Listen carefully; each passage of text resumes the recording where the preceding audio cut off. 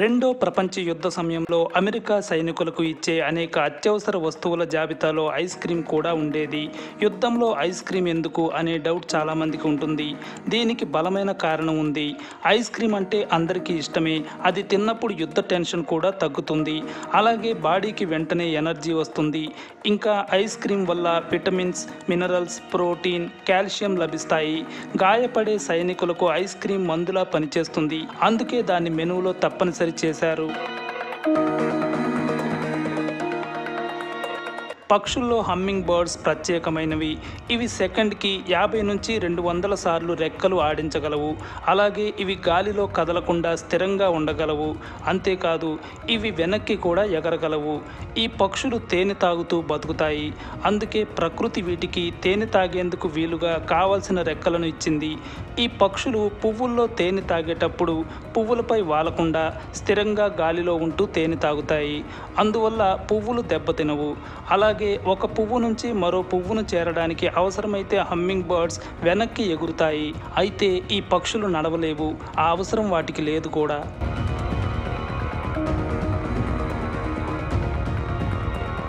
మనిషి ఎత్తుకి చేతులకి సంబంధం ఉంది.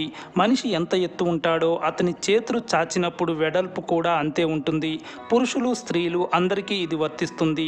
ఉదాహరణకు ఒక వ్యక్తి ఎత్తు 6 అడుగులు ఉంటే అతను చేతులు చాచినప్పుడు ఒక చేతి వేళ్ల నుంచి మరో చేతి వేళ్ల వరకు మొత్తం వెడల్పు కూడా 6 అడుగులే ఉంటుంది.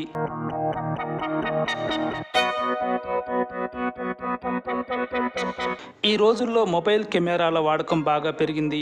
కొత్త మొబైల్స్లో ప్రధానమైన మార్పుగా కెమెరాలను అప్డేట్ చేస్తున్నారు. పిక్సెల్స్ మరింత పెంచుతున్నారు. అయితే ఈ కెమెరాలను మనిషి కళ్ళ ఆధారంగానే తయారు చేశారు. మరి మన కళ్ళ సామర్థ్యాన్ని డిజిటల్ కెమెరాతో పోల్చి చూస్తే 576 మెగా పిక్సెల్స్తో సమానమని అంచనా.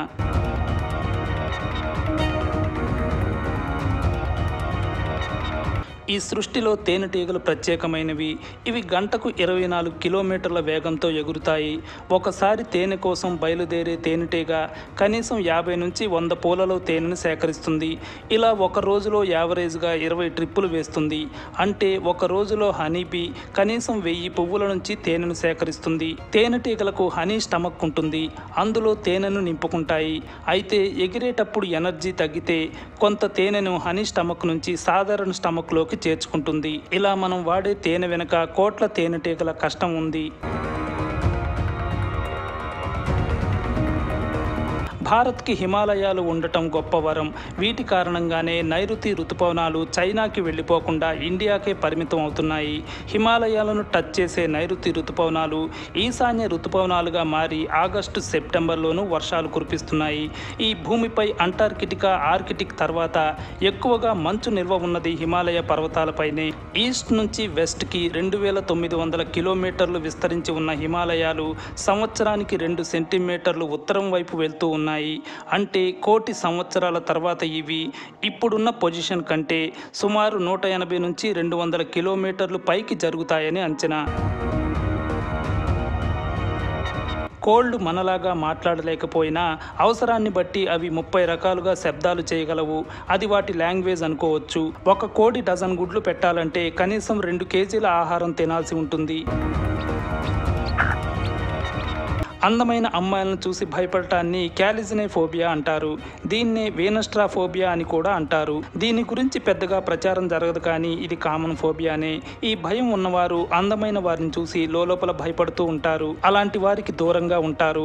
ఫలానా కార్యక్రమంలో అందమైన వాళ్ళు కూడా ఉంటారు అని తెలిస్తే ఆ కార్యక్రమానికి వెళ్లకుండా ఎగ్గొడతారు.